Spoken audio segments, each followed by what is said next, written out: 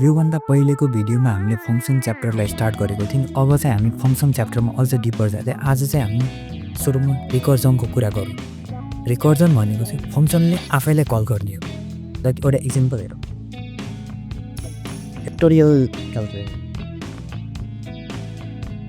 फ्याक्टोरियलले एउटा value take गर्छ, number variable मिल्छ। त्यसपछि चाहिँ इफ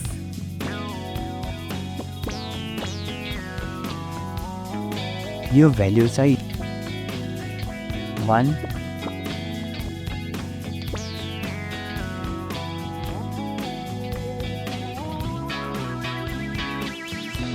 नम्बर भएछ or not time 2 0 भयो भने फ्याक्टोरियलमा त्यसको आउटपुट चाहिँ आउँछ 1। यदि त्यो भयो भने त भयो, नत्र चाहिँ हामीले चाहिँ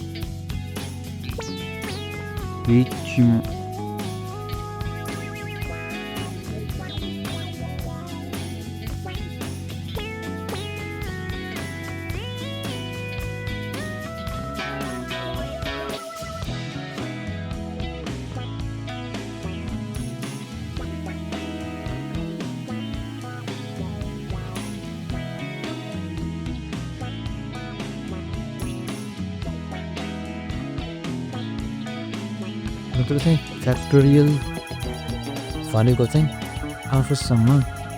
आफूदेखि 1 सम्मको मल्टिप्लाई। लाइक 5 फ्याक्टोरियल भनेपछि त्यो 5 × 4 × 3 × 2 × 1 भने 6 भयो भने 6 देखि 1 सम्म मल्टिप्लाई। त्यसरी नै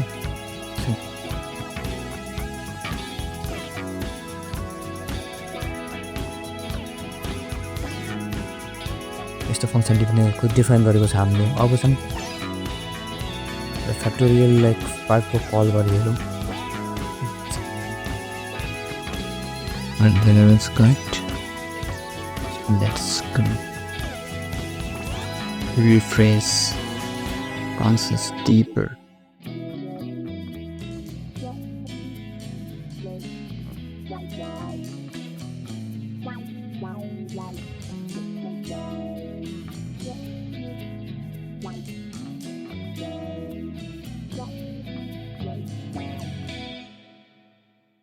अनुक्रम भएर चाहिँ यो भोज हालेको रहेछ। लाइक लाइन अनुसार के हुँदैछ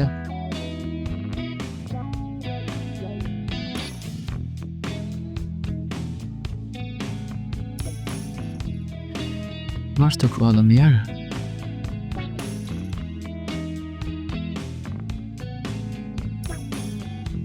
Sorry.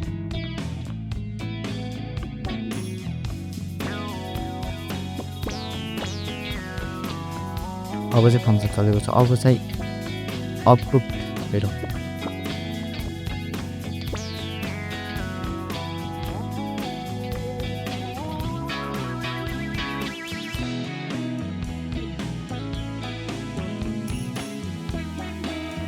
हाम्रो फ्याक्टोरियल क्यालकुलेट गर्ने मसिन चलेको छ। यो चाहिँ रिकर्सन। यो रिकर्सनमा चाहिँ यो एउटा फङ्सन बनाएको छ हामीले। फङ्सनको रिटर्न भ्याल्युले नै आफै फङ्सनलाई कल गऱ्यो नि त, त्यो हो रिकर्सन। अब चाहिँ हामी अर्को एउटा कन्सेप्ट बारेमा बुझ्नेछौँ, जो चाहिँ हो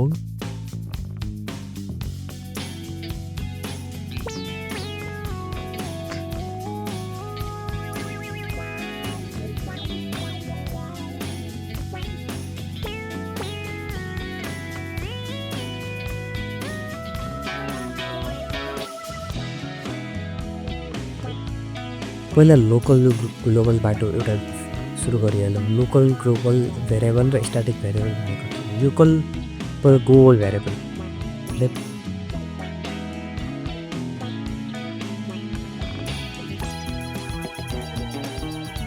एउटा मैले ब्लू भन्ने भेरिएबल यहाँनिर डिक्लेयर गरेँ। अब चाहिँ यो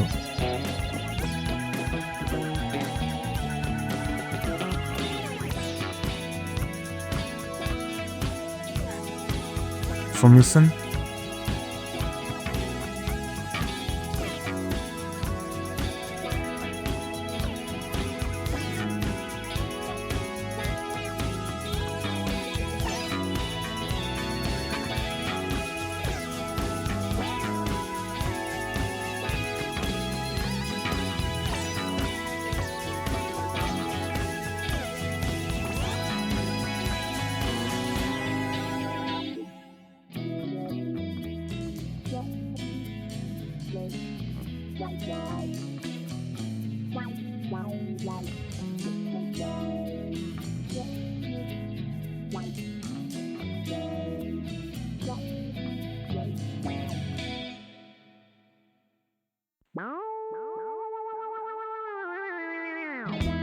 शिवम भनेर प्रिन्ट भयो भने क्ल्यारिटीको लागि लाइनहरू थप्नै पर्ने जस्तो भयो।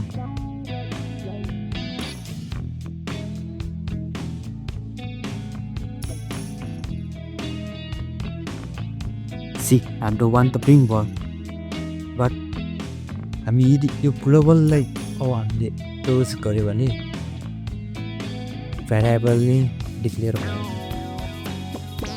मिनिङ चाहिँ ग्लोबल भेरिएबल भनेपछि नि हो पिएचपीको 5 कि त प्रोइमभरिको चाहिँ एउटा भेरिएबल हो, त्यो चाहिँ यहाँभित्र पनि युज गर्न मिल्छ, बट ग्लोबल भनेर चाहिँ यसलाई कल गर्नुपर्छ यो भेरिएबललाई, त्यसपछि मात्रै हामीले युज गर्नु मिल्छ, त्यसलाई भन्नु मिल्छ ग्लोबल।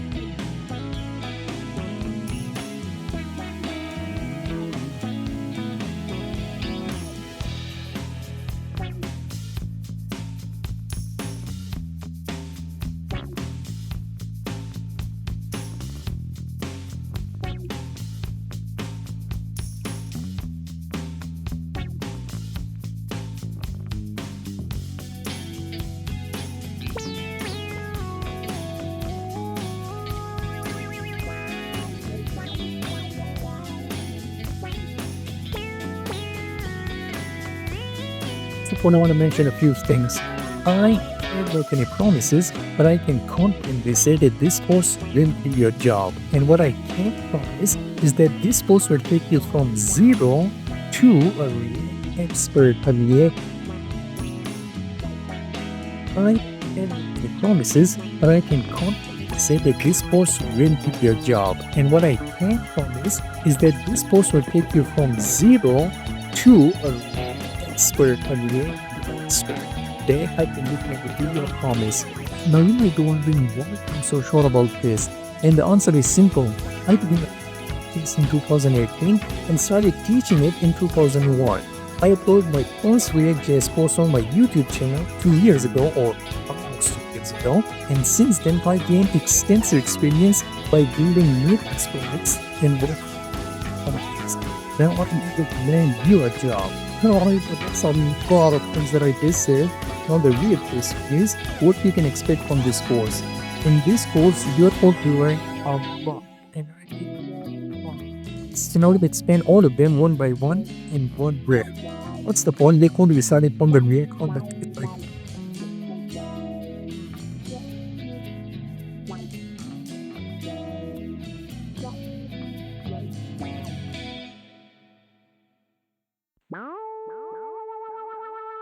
अब चाहिँ लोकल भेरिएबल।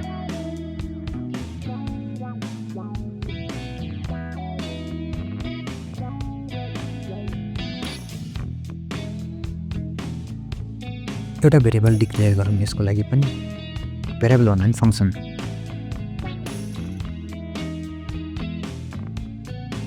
फङ्सन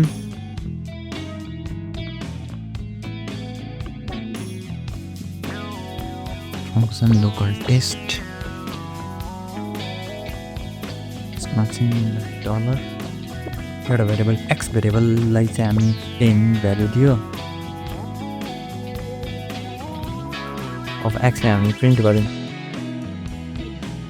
अब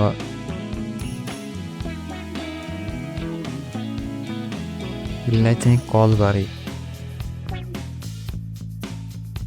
बट पहिले यो चेक गरिहालौँ। सी 10 प्रिन्ट भयो, बट अब हामी चाहिँ यहाँ बाहिरबाट एक्स भेरिएबललाई यदि प्रिन्ट गर्न खोज्यो भने चाहिँ यो एरर आउँछ, किनकि भेरिएबल चाहिँ यो लोकल भेरिएबल मात्र हो जो चाहिँ हामीले ग्लोबल डिक्लेयर गरेको छैन। लोकल भेरिएबल चाहिँ फङ्सनभित्र मात्र युज गर्नु मिल्छ, कल गर्नु मिल्छ, त्यसको भ्याल्यु रेड हुन्छ। फङ्सन सकिने बित्तिकै त्यसको भ्याल्युै हुँदैन, द्याट्स लोकल भेरिएबल। अब चाहिँ स्ट्याटिक भेरिएबल। स्ट्याटिकको लागि पहिले एउटा कोड लेखिहालौँ, त्यसले चाहिँ हामीलाई स्ट्याटिक बुझ्नलाई धेरै नै हेल्प गर्छ।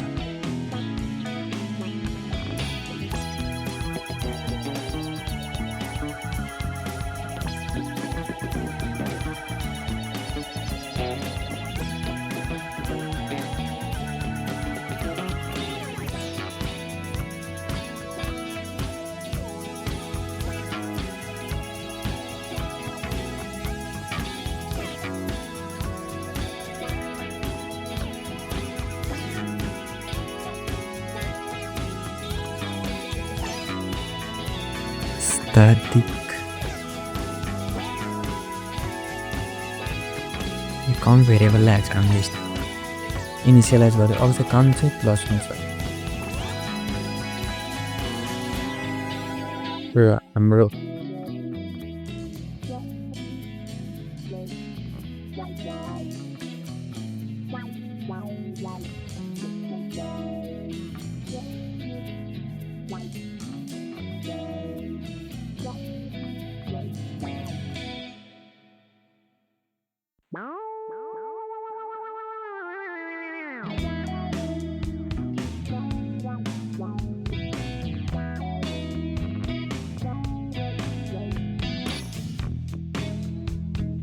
हाम्रो वान आयो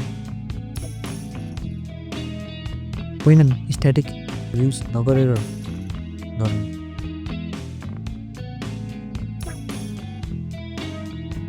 हाम्रो वान आइरहेछ नि त यो चाहिँ के भइरहेछ कि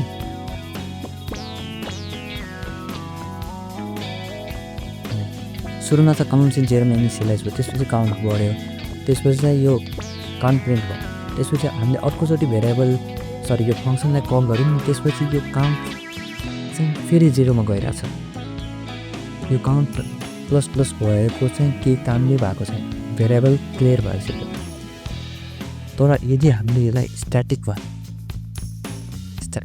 भेरिएबल भन्यो भने सी 1 2 3 स्ट्याटिकको मिनिङ चाहिँ हामीले फङ्सन जतिचोटि कल गऱ्यो नि त्यतिको कल गर्नेको बिचमा भेरिएबलको भ्याल्यु चाहिँ क्लियर नहोस् हो त्यो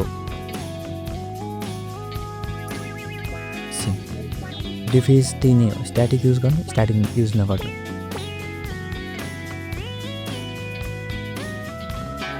अब आजको लागि चाहिँ यति नै डिस्कसन राखौँ अब अर्को भिडियोमा चाहिँ हामी एडेहरूलाई राम्रोसँग डिस्कस गर्नेछौँ त्यति बेलासम्मको लागि कोड सधैँको जसरी नै गिटहबमा गइसक्यो